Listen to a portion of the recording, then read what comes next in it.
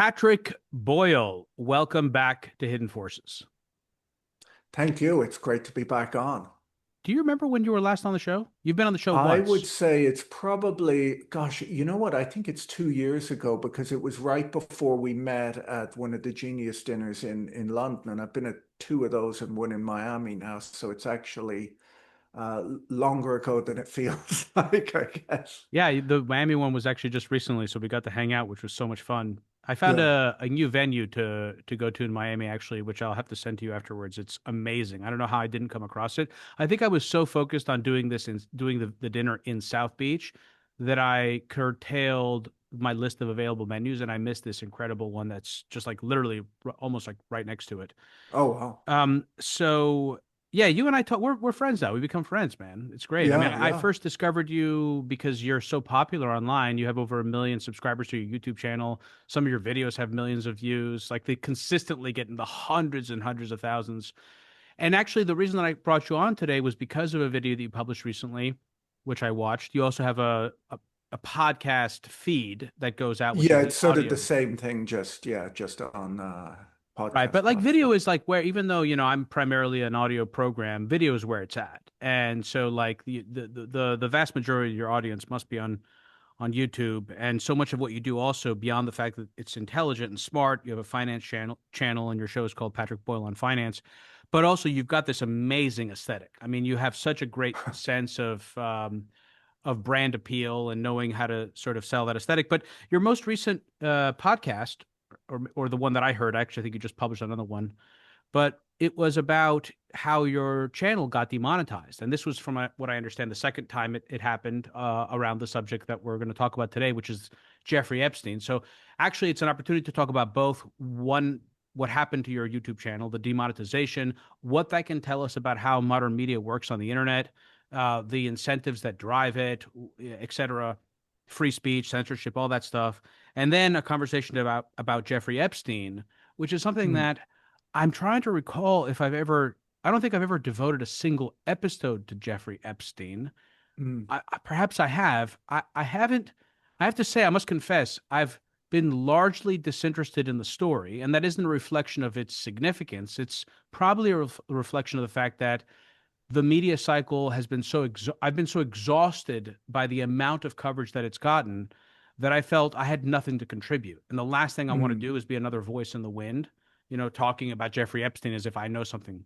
But Yeah, you've yeah. actually spent a lot of time covering the subject. Our mutual acquaintance, your friend, my acquaintance, who's been on my podcast, CoffeeZilla, aka Stephen Dyson, has been all over this story, as he has been on Yeah. many other stories like it, and so has Ryan Grimm, uh, who is associated with Breaking Points and also has his own uh, journalistic outlet that's done very, very well. So let's actually take it from the top here. Um, how do you want to start this? Do you want to start this with what happened to your YouTube channel, Yeah, or I do you want to guess I start it could with your just sort coverage of of Epstein? run through that. And to be clear, I'm not sort of a big conspiracy theorist around this, but I've had my YouTube channel now. I've been uploading, I think, since 2019.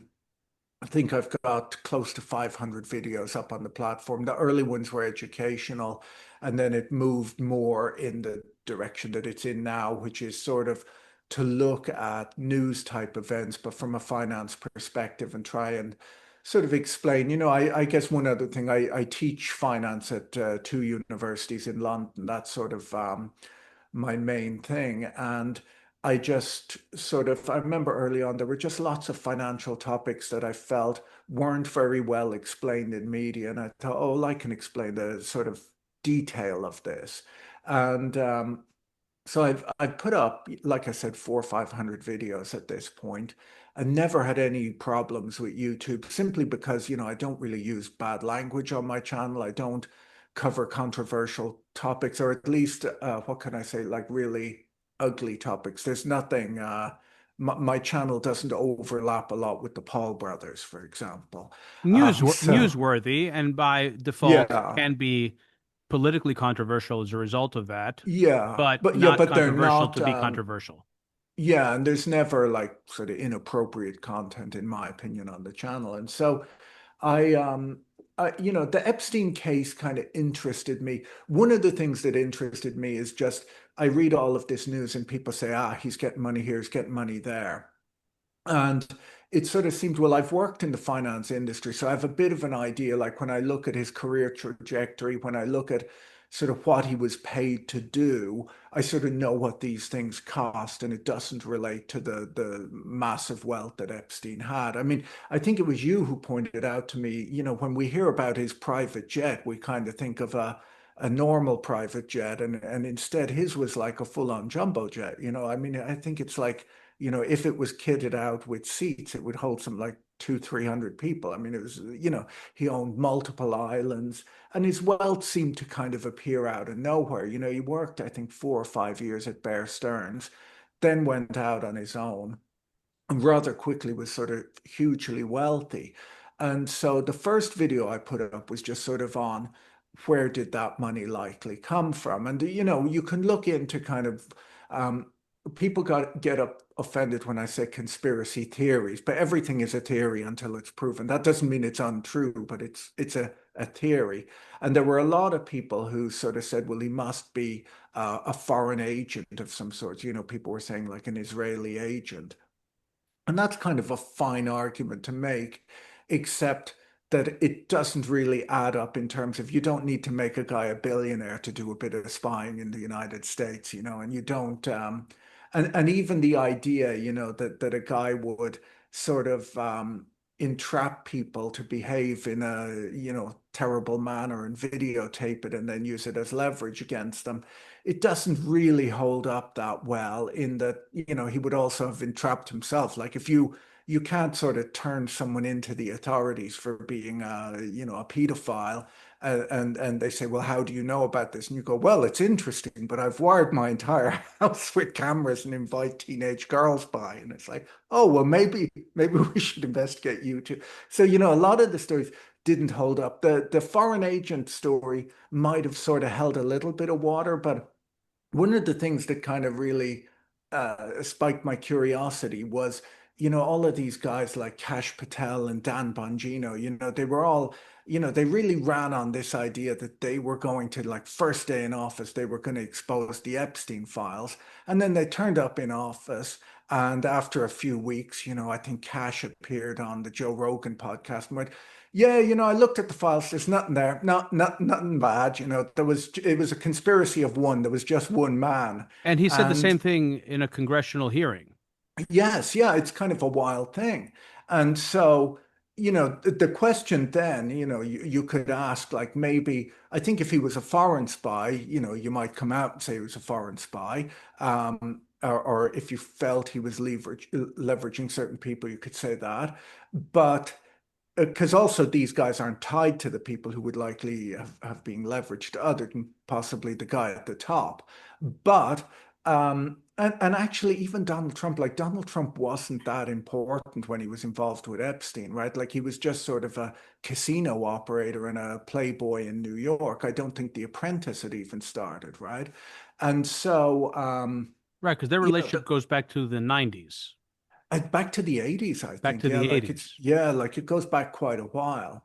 And but the thing is you could argue maybe they turned up and they were told, guys, you have to keep quiet about this because he worked for us. Like that's an argument, right? Why they would suddenly go dead quiet. But anyway, I made a video just about how a guy might get that wealthy. There's some very bizarre stuff like the Wexner from Victoria's Secret paying massive amounts of money. The top private equity guys paying massive amounts of money and saying it's for tax advice. And it's like tax advice doesn't cost that.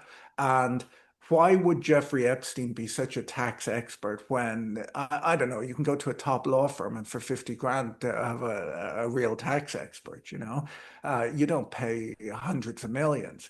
Um, so, I Could that kind have of, been a euphemism for money laundering of some sort? well, this is where we're getting is like kind of, we're moving into more interesting things like, was he laundering money? Was he an arms dealer? And I didn't in my video, I tend not to sort of put forth my opinions that much. I just sort of say, this is what this is what we know based on what he did and whatever. We also know that the US government knows where his money came from, and they know what he was up to, right? Because they have the investigatory powers of the FBI, which they deployed in the past and will have, we've now learned that they've gathered over 1 million documents. Now they're even saying maybe 2 million. So they have access to his tax records. You can't move large sums of money anywhere in the world, and particularly through the United States, without the US government tracking it. So they do know everything, but they're being very careful not to say what it is. And so that's kind of what's interesting. And I'm not going to make up, we could all sit here all day making up theories of where his money came from. But what we know is that he had an awful lot of money, an awful lot of connections.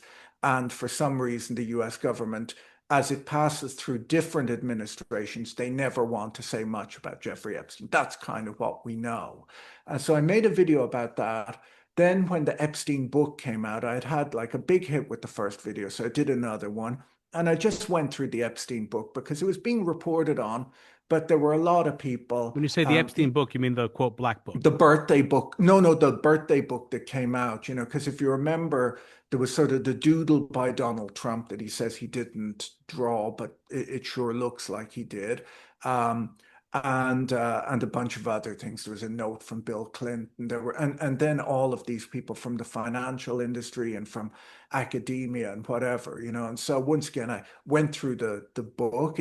I forget, it was massive. It was a couple of 100 pages long, and looked up the names of everyone involved and what they'd said and what was inappropriate or not. And once again, it was a rather disgusting book. Like, and the one takeaway from it was clear that almost everyone in there knew kind of what a scumbag Jeffrey Epstein was. And it was these sort of jokes, that people would make, we'll say with a guy they'd gone to a strip club with or something like that and go, ha ha, do you remember when you did that thing? But, a It is lot, notable and interesting to me how juvenile so many of these people in positions of power are in yeah. their private lives. It's kind of shocking.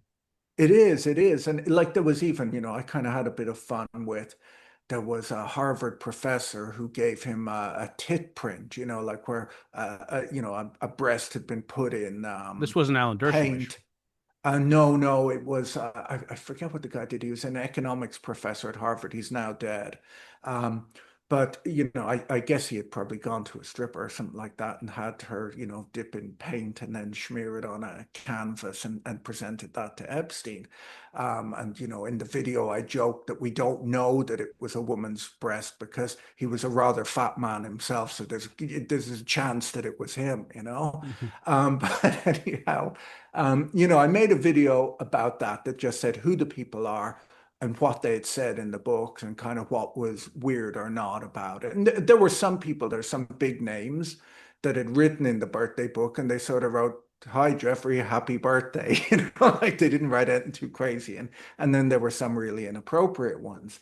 Um, but that one went up on YouTube and it got massive, massive hits on day one because the Epstein book was kind of a hot topic at the time, the birthday book, and the whole channel went like. Actually, the funny thing is on YouTube, what I noticed was that I was getting tons of views, and it's kind of exciting when you're getting way more views than you normally do, and then suddenly no views. And I thought, well, what's gone wrong? Why am I getting no views? And the whole channel had been demonetized. And when the funny thing with YouTube is that they kind of push your videos more when they're making money than when they're not. Because when you're not making money, YouTube isn't either. Now, I quickly got on, the little chat app thing with the representative of YouTube. And, they did a little analysis and they said, oh, well, it was actually a mistake. Let's turn that back on. So the whole channel then relit, except for that one video, the one about Epstein. And I sort of said to them, can you explain why that one is down? And they said, no, we don't really know. It's just and it's been reviewed by the AI and it's inappropriate. And I said, well, can it be reviewed by a person? And they said, 10 minutes later, it's been reviewed by a person and it's inappropriate.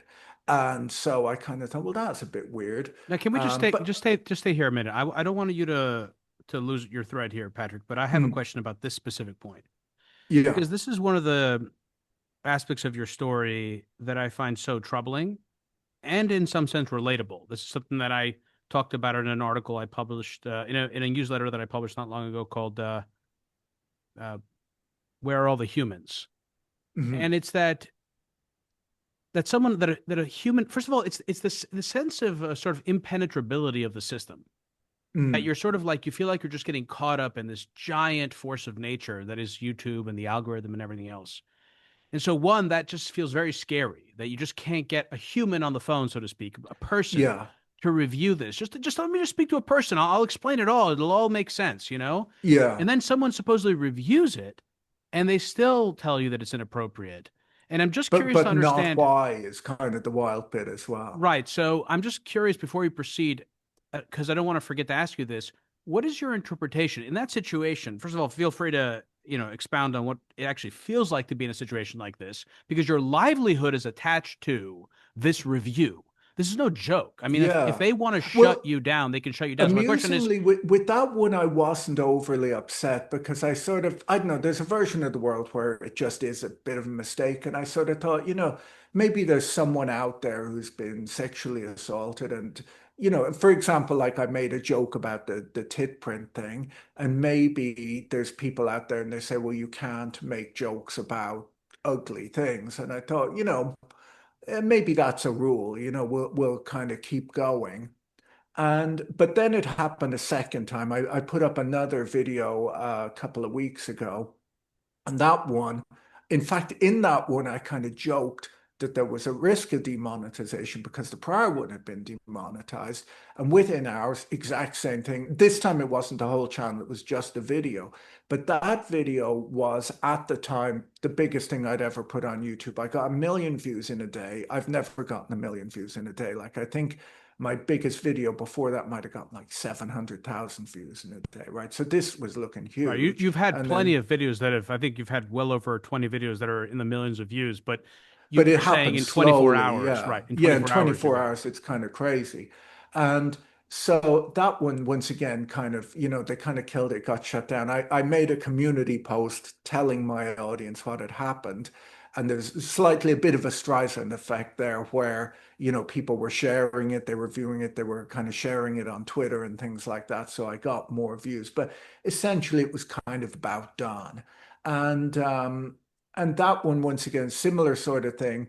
And they wouldn't tell me why it had been removed. And I had been, I think, reasonably careful not to, I named that video because I thought, you wouldn't want someone to stumble across it and find, that sort of you presented it one way and it was another way. So the title of the video was "The Epstein Files Are Worse Than You Think," So no one is gonna sort of someone who doesn't want to hear about the horrors of Epstein is going to click on that. And I once again, I was careful not to get into any sort of horrific content. And I just went through the censor because actually that video was actually all just about the censorship, right? Because that was the interesting thing is that they had been forced, Congress voted after much deliberation and much back and forth fighting to that everything had to be released and the only thing that could be redacted was the names of victims, right? And so then they firstly released 1% of the files that they claim to have. And in fact, they did it in two batches. Day one was like a batch of, innocuous documents plus a bunch of photos of Bill Clinton with Epstein. No mention of Donald Trump, who was a very good friend of his for 15 years. Then the next day, well, hilariously, Stephen of CoffeeZilla learned that the documents were up online, but they just hadn't released them. So amusingly, they'd put them all up online, but they released the Bill Clinton ones early and held the rest back. The rest came out. There was lots of crazy stuff in there. And it's worth noting when you go through this that there are all sorts of crazy allegations in there that we don't know if they're true or not, because that's the nature of FBI files, right? If someone accuses someone of something, that goes in the file. It doesn't mean that it's true. It hasn't been proven. But there were some rather horrific accusations in there. But really, what was more shocking, like we'll say Ghislaine Maxwell, her grand jury testimony entirely blanked out, like every page was blank. And it's like, well, is every every page just her listing off victims' names because the only thing you were supposed to pull was the victims' names. And there were bizarre things like there were phone messages where people left them, those 1990s style phone pads, and it would say this person called and this is their message, and it would show the date, the time, whatever. And the message would be, I have women or I have young girls for Jeffrey or something like that. I forget the This is exact actually wording. a notorious example is the one with Prince Yeah. Andrew and Ghislaine Maxwell, who are he's asking for a quote inappropriate friend, or Well, if he no, is. that one at least got released, but there were these printed, physical things like where I guess a secretary at Epstein's firm answered the phone and wrote down, "I have young girls for Jeffrey," and um, and the name of the person who made the phone call was blanked out. And it's like, well, you're protecting a perpetrator there. You're not protecting a victim, and that is specifically breaching the rules. Were any of those And blanked out in a way that we were able to uncover the names after the No, fact? so interestingly, there were some documents that were really badly redacted. And I think the reason for that, there were a lot of people saying that it was because they hadn't paid for the proper version of Adobe Acrobat, and so they didn't redact it. But actually, I think what happened was a lot of the documents that were redacted in the Virgin Islands weren't redacted properly. And people worked out that if you just copied and pasted the document into like a text editor, you could see everything. But once again, what was in there, it was like stuff about lawyers. It was about Epstein's estate. Like I think a lot of that stuff in the Virgin Islands was about the lawyers who were organizing his estate and so on. And there was plenty of inappropriate stuff in there, but no mention of victims, right? So once again, it was redacted financial information and legal information that the law said they weren't supposed to redact. Um, then there were kind of weird ones, like there was an image of a desk drawer with a photo of Epstein and Trump in it. That was released, and then a few hours later they pulled it off of the site. And once again, like the Department of Justice is supposed to be independent, right? Like historically, we've always thought the FBI and the DOJ work for the people. They don't, they're not like the protectors of the president. But anyhow, that thing got pulled. Then there was a huge, uproar, and it got re-released. There was a document, one of them, and to be clear, I think that there's probably plenty of stories about Bill Clinton. I don't know, but he seems to have spent a lot of time with Epstein. But there was a document released. It was a photograph of Bill Clinton with Michael Jackson, and then a bunch of children with and Diana Ross, I think, and a bunch of children with their faces blanked out as if they were victims. And then it turned out that that was just a photo. It was from like a charity do. It was already available. It had been in newspapers. It was available online. And the children were Michael Jackson and what's her name, Diana Diana Ross's Ross's children. kids, yeah. And so, the argument there is like, once again, it could be an accident, maybe an FBI agent going a bit fast and just blanked out all kids' faces. But that one was very much pushed as like, look, here it is, Bill Clinton and a man who was suspected of all sorts of wrongdoing with a bunch of children with blanked out faces. Um, Very weird. And there was one other thing that was very weird was that because the files were sort of searchable, but if you typed in Trump and hit search, it would say no hits, like he's not in the files at all. While if you put in Trump and then hit your space bar and did search, you'd find, hundreds of references to him. And so once again, was that a quirk? Like, is there a problem with the search engine thing they used, or did they prevent? And we don't know the answer to, Mm. like, I'm not saying I know the answer, but my video was about the fact that the files had been released, that they had probably been inappropriately redacted. What the biggest scandal of the files was actually an FBI document on the day that Epstein was arrested. There was an email that went around to various FBI offices saying, like, we need to pick up the 10 other co-conspirators, right? And Kash Patel sat there in Congress and he said there were one man, like it makes us wonder why Ghislaine's even in prison if it was just one man. But anyhow, one man, and then there's an FBI document saying that at least back then, back in what would that have been, 2019 or so? I'm not sure the date. I think it was 2019, and I think it was late in the year too, was it not? Yeah, and there were at the time 10 co-defendants, one of them based in Ohio. Um, and, a person who is suspected of wrongdoing, who sent an awful lot of money to Jeffrey Epstein, also happens to live in Ohio. People can guess who that is. And so once again, and all those names, some of them were left in.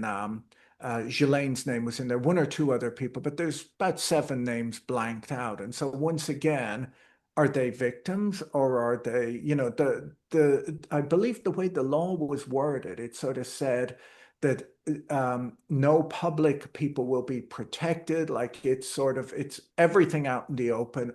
Only victims are, we're not trying to protect Hmm. politicians or public figures from embarrassment. Yet the documents are heavily, heavily redacted. As I said, only 1% of the million documents has been released, and it would appear that suspects or potential perpetrators' names are being blacked out. So that was what the video was about, and that one, it really surprised me to have it claimed to be inappropriate because I don't feel it's inappropriate. There was probably nothing in that video that isn't Hmm. in our conversation right now. So again, there are two parallel stories here that I'd like to unpack. One is the demonetization, understanding it, what it can tell us about how modern media works, the power of large platforms to both suppress speech and also to incentivize different types of speech as a result of the fact that certain types of speech is commercially viable and other is not, other forms are not. And then the Epstein story. I want to ask a few more questions about the Epstein story here. First of all, I just looked at the date. He was arrested in 2019, but that happened earlier than I remembered. It looks like he died. His Yeah, I think he died was in in August, late. Yeah, and it's interesting because that was right before COVID. The COVID pandemic began to emerge in China, and the news media began to cover that at the expense of the Epstein story. yeah. It's shocking actually. I somehow have it in my head that this happened during the pandemic, and even the pandemic would have been like 5 years ago. So Mm, this is more than 5 years ago. It's like, almost, I guess, 5+ years ago. It's amazing that we still haven't gotten answers. I'm not shocked that there are efforts by the administration to cover up any trace of the president's association with Epstein, irrespective of what the nature and extent of that association was. mm, I'm not surprised. I mean, I feel yeah. like anyone in a position of power would try to cover their tracks there. What I'm more surprised with is the extent to which this is being covered up, Mm. and that Well, there well, doesn't that's seem to. even what brought it back. Because as you said, in 2019, COVID hit a few months later, and the world, it kind of became a bit of a meme where people said Epstein didn't kill himself or whatever, or, people would accuse Hillary Clinton of it and things like that. But the world had moved on. But this administration, or at least a lot of these figures, really ran on that they were going to expose, the deep state and the JFK files were going to come out, the Epstein files, all this information was going to come out. And then suddenly they clammed up. And obviously this is what drew the attention, right? Was that, when you say you're going to release everything, and do you remember they had a bunch of influencers in the White House where they handed them a bunch of documents that were already in the public sphere, and it sort of seemed so ridiculous and so over the top. And then when you add in the fact that the sitting president has, spent years, as it would appear, very good friends with Epstein. It raises the question like, and who knows, as I said, there may be 100 good reasons, or at least good for, we'll say intelligence services or whatever, to want to cover stuff up. Maybe there's important data in there, but it's rather, it's sort of almost a perfect conspiracy theory, isn't it? To have these guys say they're going to release it and then like really obviously backpedal in a frankly embarrassing manner. So, I'm trying to think about what the most useful way is to talk about this story, and not sort of get caught in this endless loop of either venting and frustration about our inability to get clarity, or speculating about things that are unknowable. But in in sort of the vein of speculation, I am curious. The one question that comes up for me, the meta question, the deeper sort of Mm, three-dimensional question, is what does this tell us about the nature of power, how it operates, how the world works, really, versus how we think it works? Because here we have what is obviously a conspiracy, mm, both a conspiracy, the act itself was a conspiracy, an ongoing yeah. conspiracy, the network, and the cover up is a conspiracy. Mm, And yet we can't seem to get there seems to be an institutional breakdown in moving forward any kind of prosecutions. I mean, here we were just talking about this yesterday. Jay Powell, we're recording this on Monday, January 12th. Jay Powell recently announced that he was um, being, what's the technical term? He criminal was there's a investigation, yeah, criminal for, there's an yeah. ongoing criminal. Jay Powell recently let us know that there's an ongoing criminal investigation into him and his role in refurbishing or renovating the Federal Reserve building. Mm, So the DOJ has no problem sending subpoenas to the Fed. But the yeah, only subpoenas that have showed up to for this DOJ as a result of Epstein are subpoenas that were served to it to release documents. yeah. And so I'm curious from your standpoint, both of us to varying degrees have brushed shoulders with people that are, you know, make more money, have more power than us in various venues. Though I'm Mm, not in no way someone that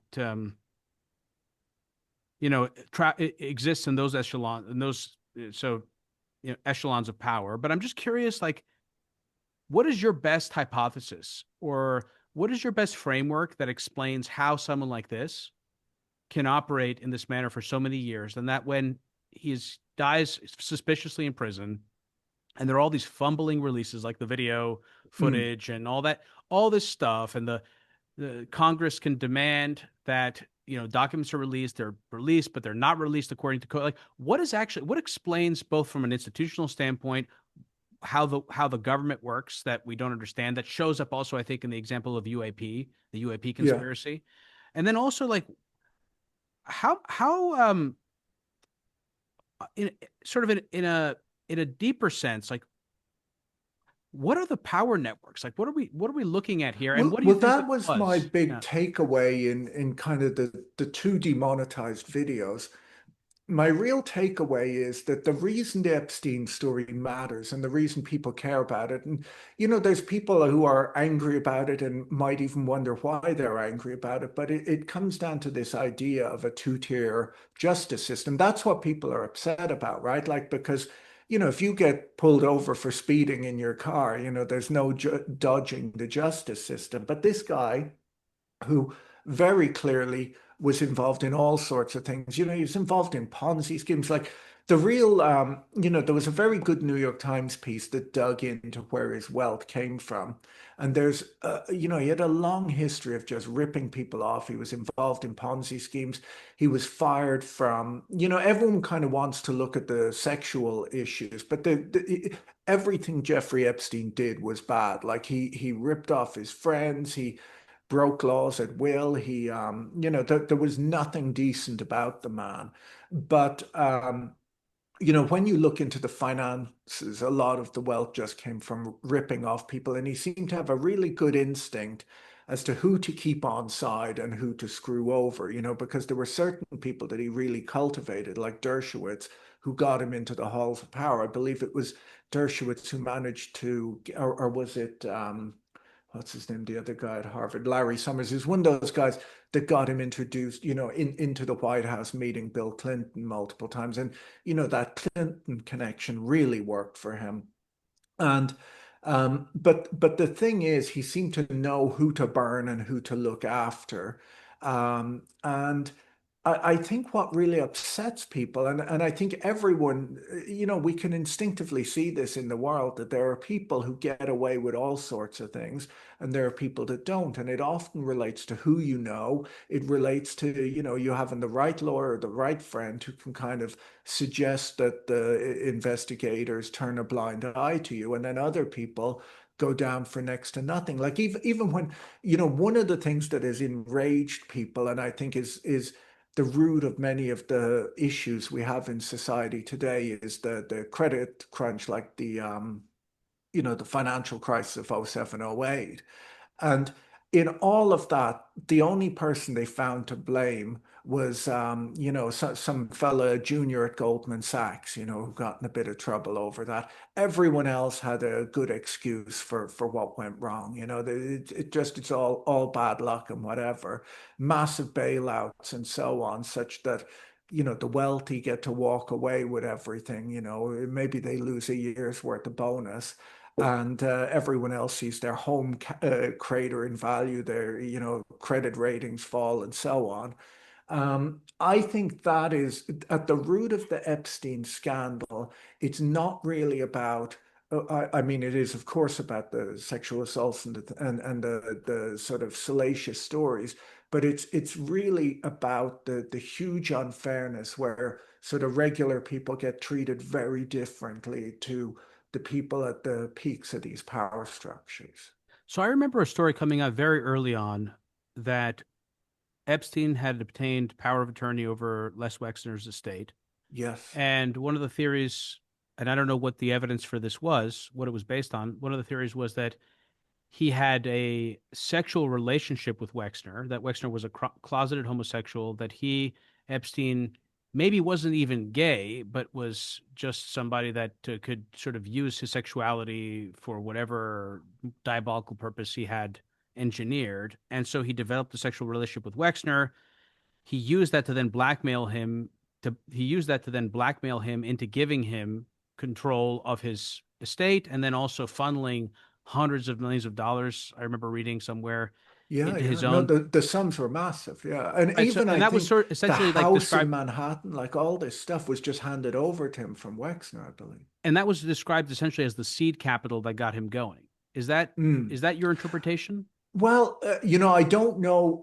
Once again, we don't know. Like, there's all sorts of theories about what brought these guys together. The thing that doesn't hold water to me is when people say that he was blackmailing all of these guys. Like, if someone's blackmailing you, you're not really going to their parties. You're not, writing, funny stories in their birthday book and things like that. Like, excuse me.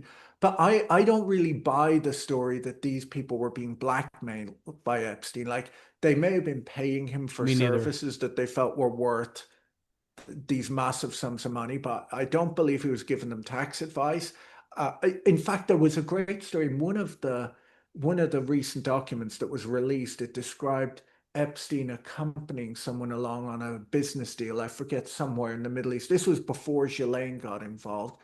And they commented on him turning up for meetings, like, badly dressed, like inappropriately dressed to a business meeting in like sweatpants or something, and appearing disinterested and not understanding the financial terms. Like, this is not a guy you give power of attorney to give you tax advice, a guy who turns up in sweatpants and is falling asleep in financial meetings. Yeah, that's the thing that I mean. I feel like I wish I knew people who are quote elites on this level, so I could talk to them and ask them what they think is going on here. Because I feel like I'm missing, personally speaking, I'm missing some really important piece of this puzzle. But I agree about the blackmailing. Actually, a great analogy for me is how we used to think about, or a lot of people think about interrogation. I Hmm. remember after 9/11, there was a show called 24. Do you remember that with Jack Yes, yeah, Bauer, I think? I've only watched bits of it, but yeah, it was a huge It was a hit. huge Yeah, hit in the US. In fact, it had already been planned and was supposed to air right after 9/11, or that like literally like the week after or something, and they held yeah. it off for a bit because it was too on the nose. But uh there were lots of these scenes of Jack Bauer interrogating terrorists who Mm. were on their way to, conduct some kind of attack, and he had to torture them in order to find out the information he needed. And upon further scrutiny, for anyone who's dug a bit deeper into this and listened to interviews of interrogators, it seems almost universally the case that torturing somebody or threatening them with physical violence is not the most effective way to get them to give you both information and, more importantly, accurate information. And so Yeah. I feel like the same thing, the same principle in my view holds when it comes to extracting information in this context. So is the best way of doing this basically running a blackmail network where people are going to find out one way or the other? I mean, even if you're able to silence somebody from speaking publicly, you're not going to be able to silence them from speaking to other people. It's gonna get out that you're running a Yeah. blackmail network. Number one, and is that really the most effective way of getting people to do things for you by getting them compromised, or it seems to me is just the fact that he was the spoke on a wheel that encompassed all the like some of the most powerful people in the world, and he was spending lots of time with them, doing them lots of favors. And in so Mm. doing, he was in a position to learn a lot of things over time, and that made him a very important conduit and middleman for the intelligence community. And Yeah. but then I'm left with the next question, which is again, I think speaks to my ignorance, which is, but how is that worth how does that explain the accumulation of this amount of money and this amount of power? That doesn't quite track. So then you sort of ask, well, like, was there a larger role he was playing for, again, the intelligence communities where he was a go between? We know that, like, Ghislaine Maxwell's father was a go between for intelligence, and a lot of these Yeah. powerful people basically they intersect. So I'm curious, Yeah. like, how do you think about that part of the story? Well, I guess that's really the whole puzzle, and you know that's often the way I do my videos is I don't really want to tell people my opinion because my you know everyone has an opinion that doesn't make it valid, but I think a lot of the really simple explanations of Epstein don't hold up. That was really almost the point I was making is the simple explanations don't hold up. The fact that there's a requirement to release this data and they refuse to and they blank out certain things. Um, and of course, everyone wants to focus on the pedophilia and the sex crimes and the, you know, this stuff. But there's the thing is, I think there's much more because, you know, there just has to be more. Like, I don't think like a high profile pedophile, like, you know, he's not like in the UK, there was this scandal with Jimmy Savile years ago, a TV presenter. And, you know, when it broke because there's no need to hide this. Um, I guess to me, the takeaway is that there's something bigger to hide than just you know that Jeffrey Epstein was a you know a really horribly behaved man who committed all sorts of crimes, you know. But So you don't think yeah, do you think that this is kind of it? Where we're not going to get, because I should also say that again, in speaking to the institutional breakdown, the only real pressure for information comes when the public is outraged. And as long as the news yeah, cycle turns to something else like Venezuela or ICE raids or something else, people just are not going to have the attention span. So even though this has been the single biggest scandal of the president's entire time in office, both between the first and second terms, at the end of the day, there's only so much attention to go around and so much caring to go around. And while it's true that he has lost supporters, and it's true that he's also alienated some very important people with political cachet, like Marjorie Taylor Greene among Republicans,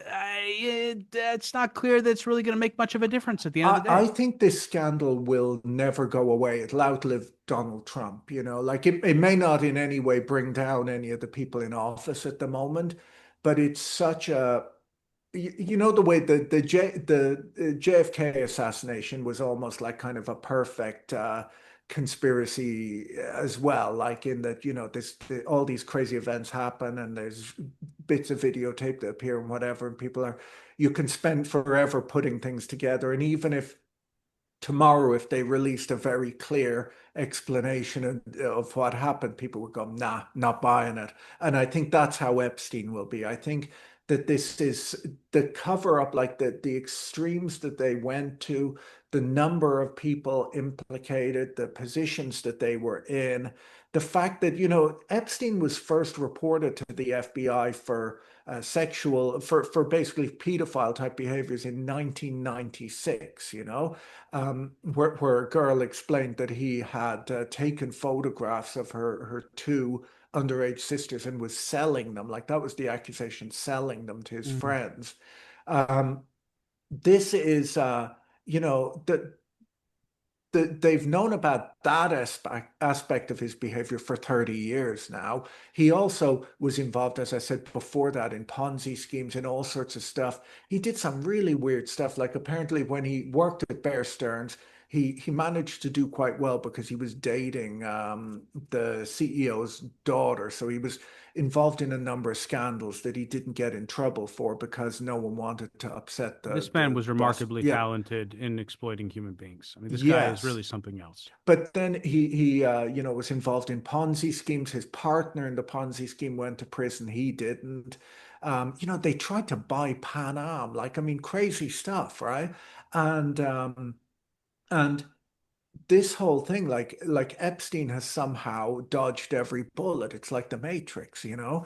And so is this a scandal that will go away? I don't think so. Like, people might stop talking for while we talk about Venezuela, while we talk about Jay Powell.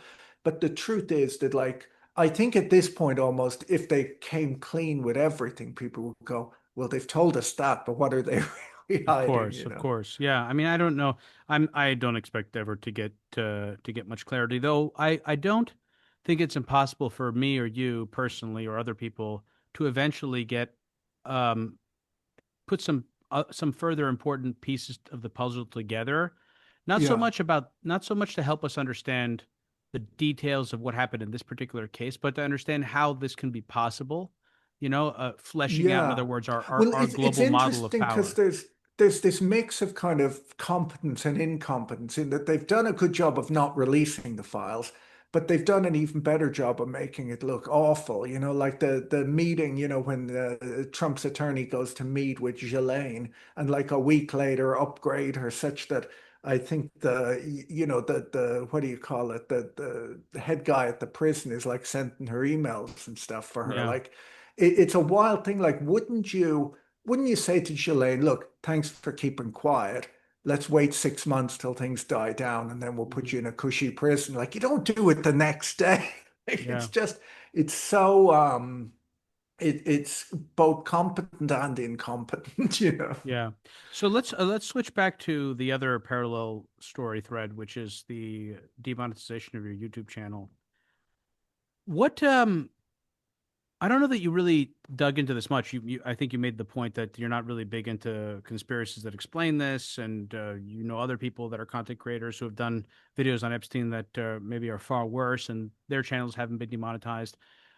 What can you tell us? Because again, you have got such a huge presence, man. I mean, I mean, having over 1 million subscribers on your YouTube channel, where your individual videos consistently get, I mean, the lowest I've seen is like 400, 500,000 per video. The upper echelon is in the millions. That's Mm, way more than what CNN or Fox's videos get online, and probably more than any of their broadcasts get. I mean, I don't even know who mm. watches cable news anymore. So you are in a position today that broadcast anchors were at, years ago. What do we need to understand from you and reflecting on this yourself?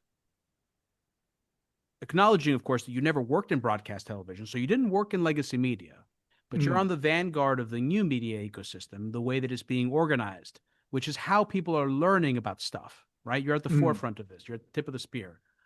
What can you tell us about how this world is organizing itself?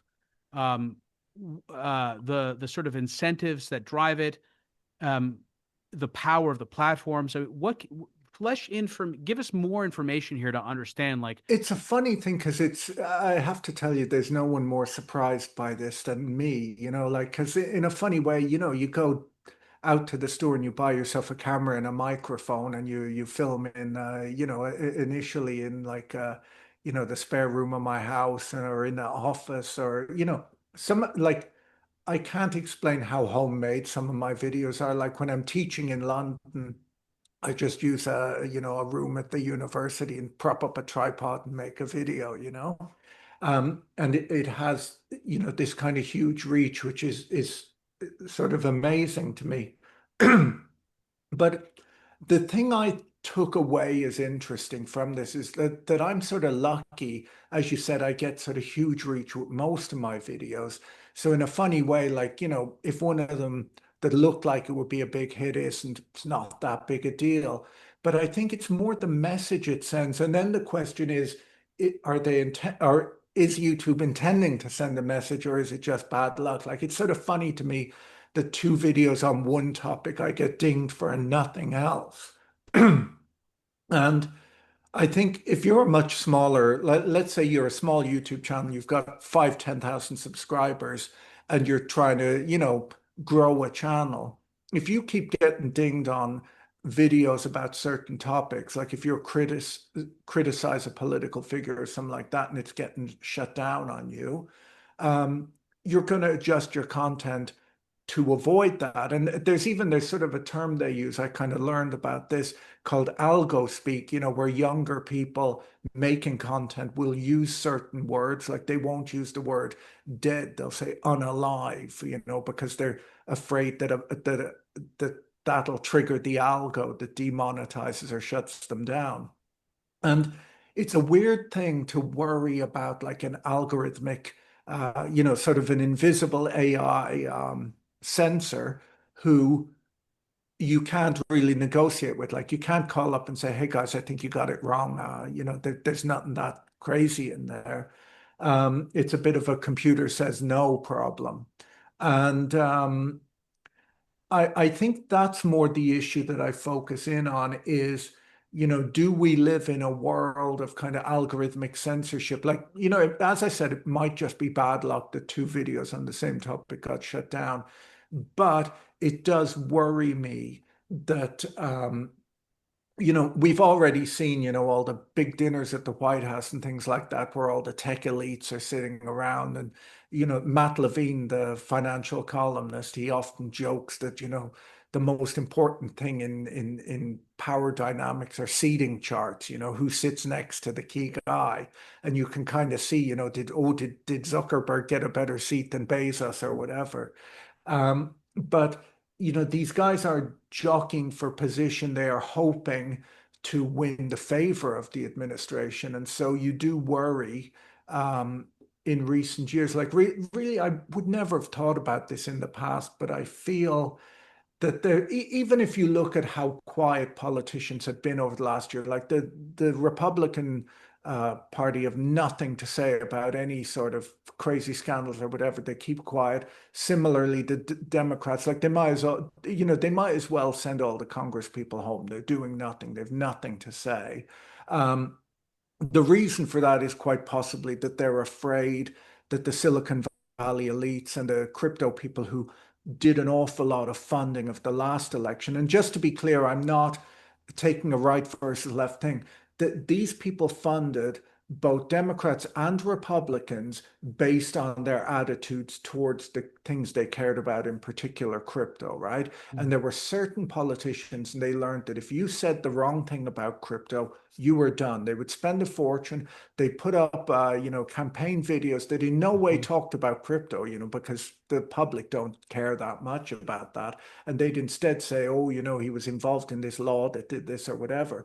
And I think all of these guys are afraid that the president has Elon Musk's ear and a few other people's ears, and this huge amount of capital can be deployed to shut them down. And then the question is, are they shutting down voices that sort of say uncomfortable things? And I hope that that's not true, but I worry that it could be It true. is true. We know that's true. When you say they're shutting down, I mean, maybe I misunderstood who they are, but the there's so much self-censorship that Yeah, well, even the occurs. Hunter Biden laptop, Yeah, and it's a actually a it's a great very example also. on a Absolutely. bigger Yeah. scale as well, even like Joe Rogan, getting, I forget, he got banned from some things during COVID,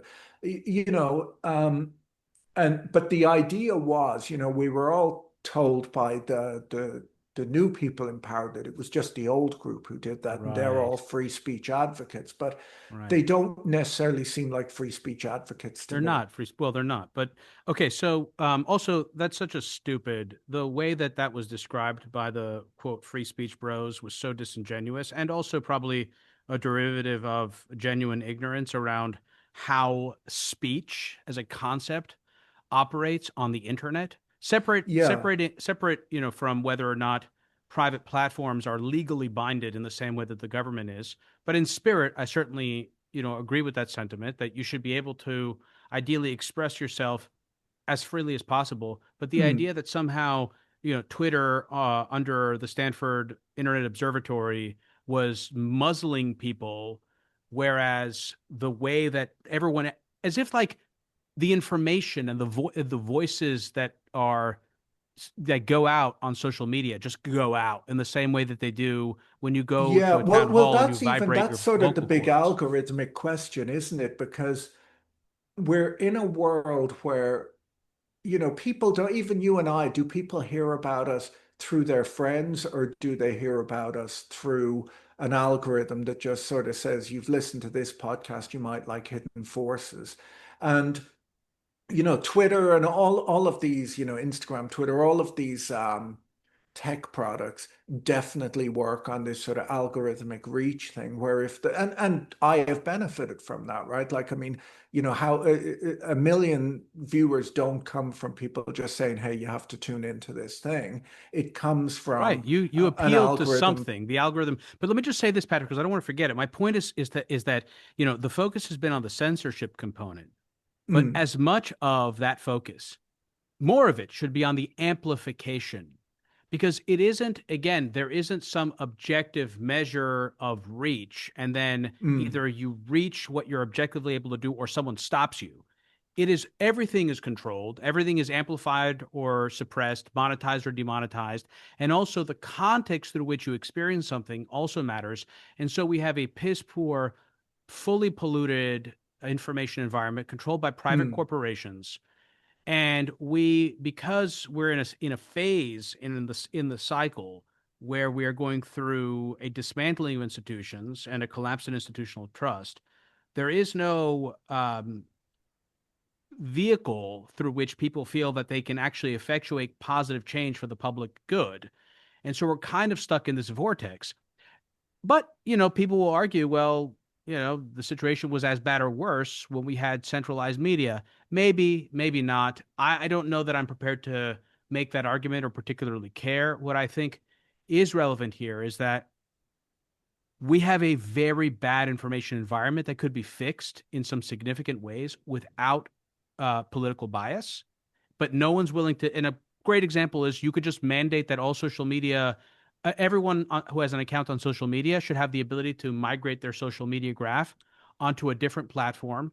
And that Yeah, essentially to create conditions whereby competing platforms that prioritize or incentivize or monetize in different ways that may ultimately generate better quality information can have an opportunity to excel. Because I think about this so often, man. Like you and me and my audience and millions of other people in this country, and sure, tens of millions, if not hundreds of millions of people all over the world would love to have a central platform like a Twitter yeah, that is optimized for quality. Now that is a subjective term, like we can sit and try to yeah. debate what that is, but that would be incredible. So why Well, is it even not if you happening? think like an aggregated version of that, where we'll say, for example, if you loved being on Twitter and I loved being on a different platform, people could have a viewing, because this is sort of, people at home probably don't know this, but this is kind of how podcasts work,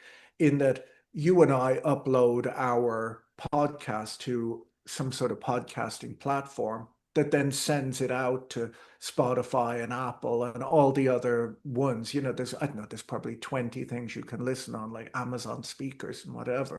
But podcasting does work that way to a reasonable extent. YouTube, there's just really one YouTube, and there's not really much competition to that. There's people who've had startups that sort of claim to, be, but they have no reach. Like, you'll be on there and you'll have 5 viewers.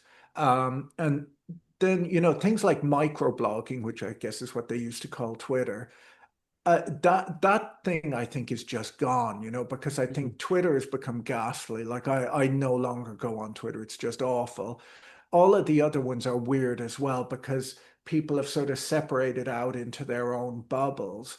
And I don't necessarily want like a feed of just one political point. You know, it's funny, Mm, I even got on Twitter when I worked in markets.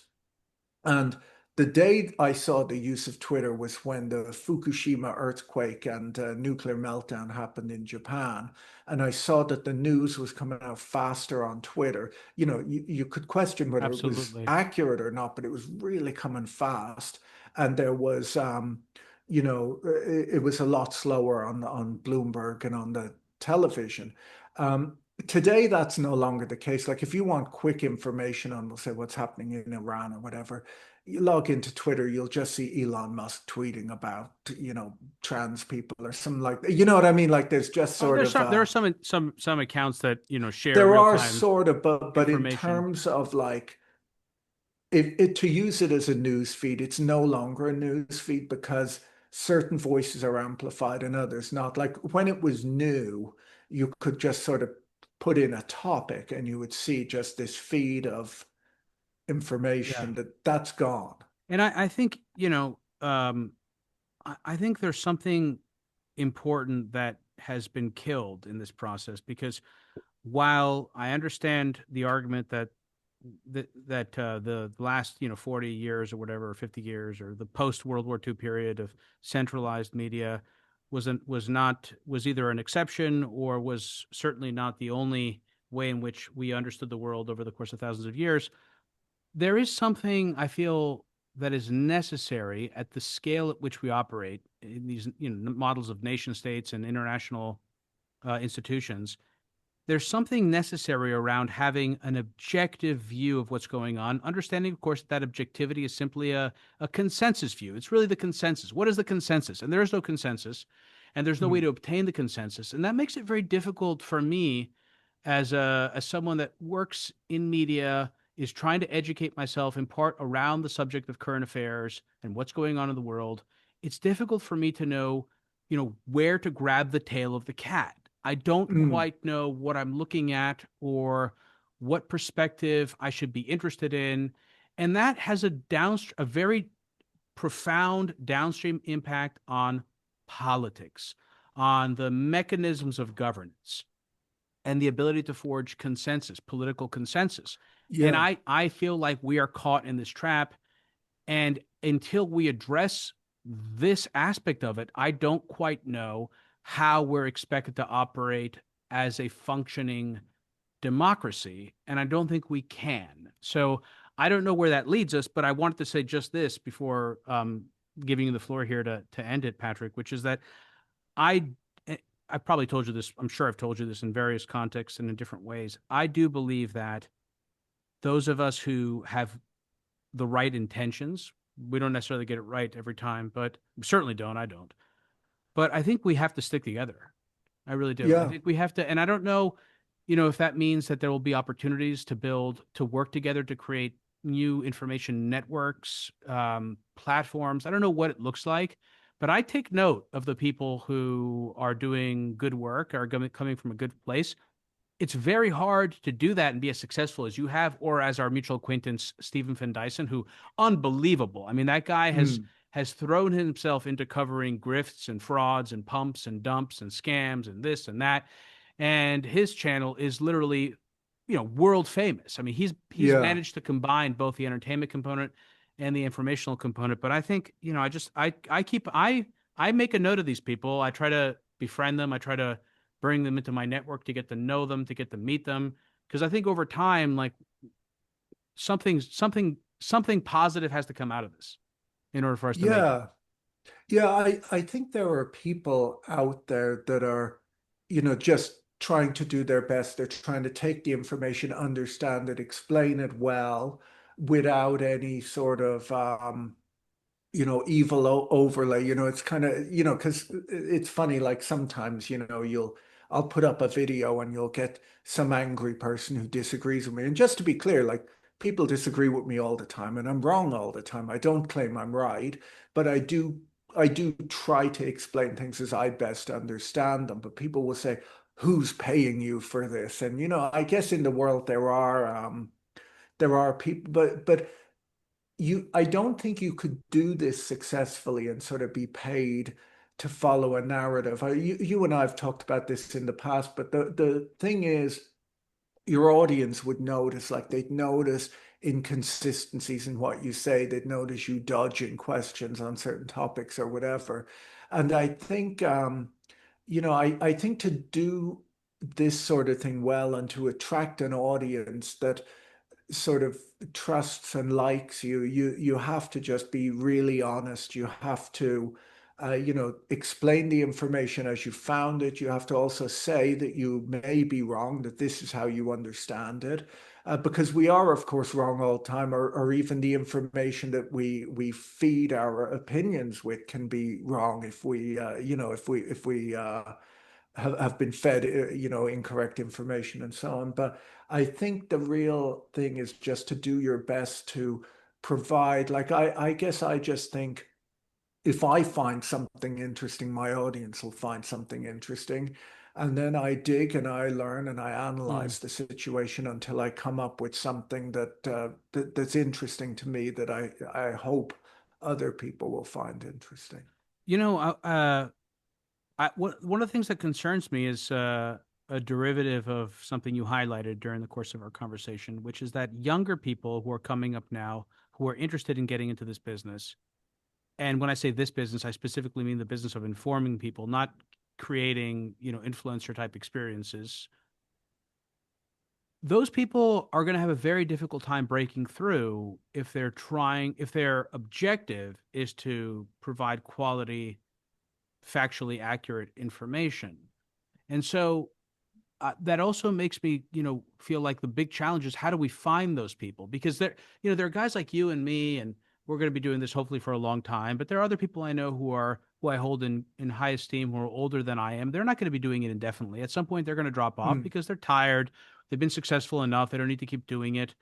I think, for example, of my friend Grant Williams, he and I do this. We co-host this show called The 100 Year Pivot, which is a series that runs on both of our podcasts. And there's no way that Grant needs to do this, and at mm, some point he's going to decide I don't want to do this anymore, whether that's today, tomorrow, 10 years from now, whatever. And mm. so I do worry about those of us who got in early enough, if we just keep exiting down the line, but the conditions are not such that we can identify those younger people. And so, to the extent that we can locate those individuals and try to support them, I think that's also important. But Um, that's a great thing about your podcast in particular is that you find interesting people and you bring them on. And to a certain extent, those people will be introduced to a new audience. And even let's say they might be very big amongst their cohort, and you bring them on your channel, and a new group of people who have, maybe more serious interests or whatever are interested in them.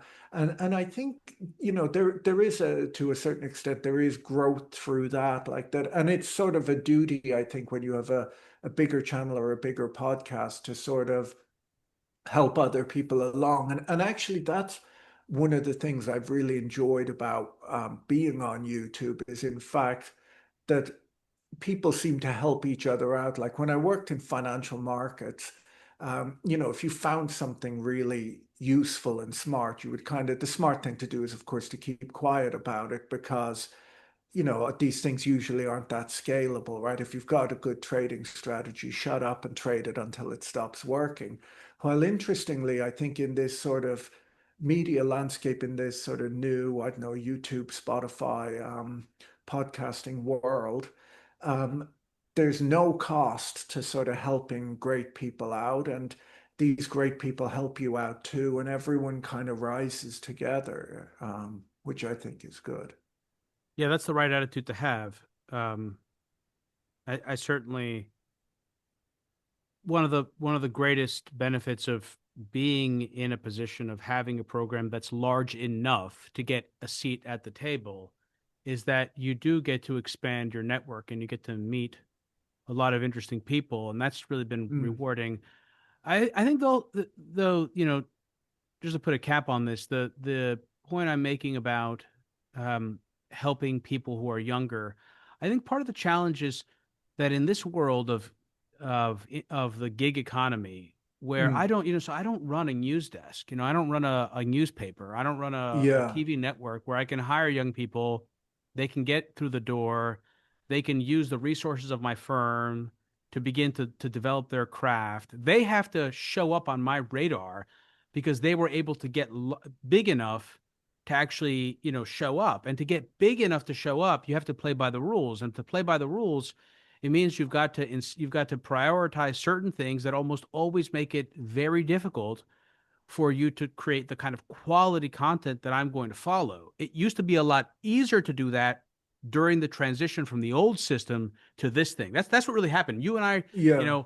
I remember, I mean, I got my start in radio in 2011, 2010, 2011, Mhm. and then I quickly got on television, but that was when RT was disrupting the cable business, and I could actually, had an opportunity to create my own TV show and use YouTube as a way to accelerate that, that the content getting out there.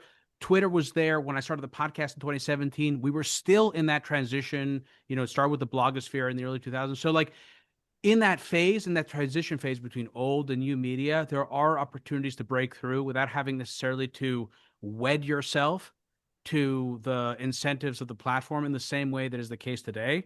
So anyway, that's just, those are, I think, an example of what I often think about as a content creator. Even though I cover a lot of Mhm. different stories on the show, I'm thinking about, how is media itself evolving as a platform for educating people? Because I feel like that's a really important battleground for determining the kind of future we're going to end up having.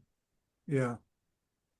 Yeah, no, actually it's funny because I even originally I always thought of YouTube as kind of an educational platform. Like when I realized that YouTube was cool was when back in around I don't know the first year or two of YouTube, I came across a guy called Justin Sanderco who was teaching guitar lessons on YouTube, and I was, working long hours at a bank, and I wanted to learn the guitar, and I thought, well, this is great. I went out and bought a guitar and started learning how to play, and I kind of love what's great about this type of platform is that you can create content that sort of might find an audience that, no one has to pay you a huge amount of money. They kind of watch an ad or two, and somehow that accumulates enough funds to make it worthwhile for people to create, some of the content that goes on YouTube now, like it's beyond. In fact, I find it funny once in a while. A while back, I was making a video about the 1987 crash, and I pulled some old TV footage, of TV channels talking about the crash as it happened. And I was shocked by like how bad the cameras were, how bad the audio was, how the editing, like these awful crossfades and whatever. And you kind of think, wow, like it's moved in such a way that like someone in their bedroom can make better content than an entire TV channel with, writers and producers and, teleprompters, all the stuff. That it's kind of, it is sort of amazing that people, can work this stuff out Mm, nowadays. yeah, it's amazing. Patrick, tell us again what the name of your channel is, what your Twitter account is, which you said you don't really use. You use actually Blue Sky, but I don't know to Yes, what degree yeah. you're actually using it. To be honest, I'm not big on any. Many of these platforms have sort of taken a place so that people can't sort of fraudulently impersonate me. My big thing is YouTube, and it's just the channel is called Patrick Boyle. I'm B O also Y L E. Boyle, and then all of my content also goes up on the podcasting platform in both video and audio format. So if you just like listening, go on Spotify or what's it called, Apple Podcasts or whatever the various platforms are, and you should It's find me it's there super, as well. dude. It's super impressive. I mean, your stuff is so well produced. It's so well written. It's just very impressive. It's obviously I don't do monologues. I almost have never done a few monologues sometimes. Everything is interviews, so it's not comparable, but it is truly remarkable, and I highly recommend it. And it's smart too. I remember I was speaking with Kevin Muir about this. Some people will know Kevin Muir. He's also a podcaster and he has a Substack and he's a trader. And he said to me when he met you at one of our dinners, and he was shocked that you, first of all, he was shocked that you were there because he apparently had watched your stuff. He just assumed that you were just kind of like a TV personality.